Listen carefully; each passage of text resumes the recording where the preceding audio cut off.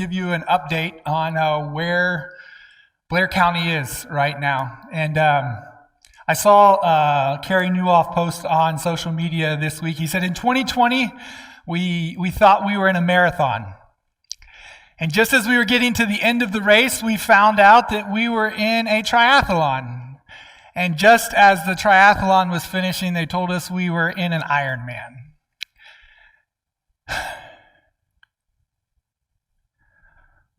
I don't have to take a vote to say, like, all of us are ready for COVID to be behind us and done and over. But the truth of the matter is COVID's not over, and it's becoming very clear that COVID is here to stay. It's going to be a part of the world that we live in. And back when COVID was just beginning, our local board at Overflow appointed an executive team that would meet regularly to just be aware of what's happening in our county and what does it look like to love our neighbor in this season. And that team is made up of Chris Clemens, Michelle Moore, Chris D'Antonio, and myself. And so we regularly meet. Both Chris and Michelle are nurses at the hospital, and it's been incredibly beneficial for me to be able to just sit and talk to them and say, okay, what is actually happening in Blair County? Where are we at? What's happening? What do things look like? What's our best response? And we met on Thursday night, and the fact of the matter is that numbers are on the rise in Blair County. They're going up. Numbers are actually higher right now than they were last September this time. And if you remember last year, things didn't really start getting bad until October, but things are on the rise. Hospitalizations are going up, and we're still in the midst of this. And one of the decisions that I had personally made whenever I went into that meeting is that while the COVID team has been assigned to just kind of give guidance for our church family as far as how do we move forward in this season, that for me, when I went into that meeting, it wasn't about Overflow. For me, when I went into that meeting, it was how should I personally live? And so I made the decision that whatever the recommendation of that team was, I was going to live in my daily life everywhere. It wasn't about like live one way at church and live another way in the world. It was like, if this is the recommendation, then I'm going to follow it. And one of the things, we live in a culture where there's many different opinions, and I am sure, because I try to be abreast of what the different tribes are saying, that if you want to, it doesn't matter. You can find a news site that will tell you why the other side is evil and why they don't have your best interest, and that is easy to find.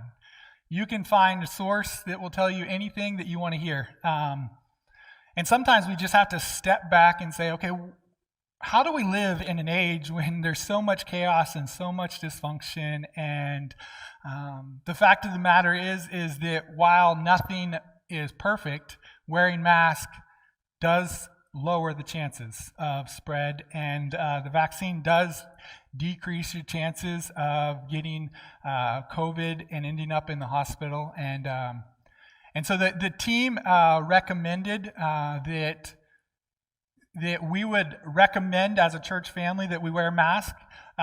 We're not mandating masks, we're not requiring masks, but we are encouraging it because it's something that we can do. One of the key pivotal moments for me in that meeting on Thursday night was when Chris began to talk about the morale at the hospital.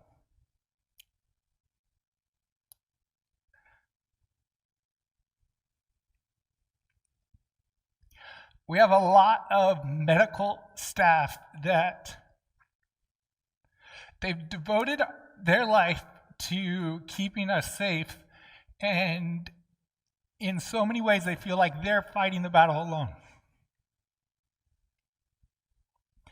And so I asked them, so have you made the decision, regardless of what we're doing at Overflow, are you wearing a mask when you're out and about in public spaces? And both of them said yes. It's like, it doesn't matter what Overflow does, we're going to wear masks in public spaces. And so I was like, okay, if that's where you are, because for me, like we've talked all along, that wearing a mask is about loving our neighbor, but I'm coming to the realization that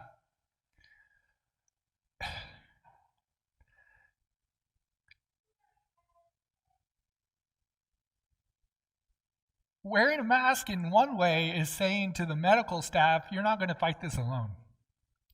Like, we're going to do our part to be a part of the solution. And the fact of the matter is, while it's easy to point fingers at everybody that's made a different decision than us, nobody had a class in school on how to navigate a pandemic.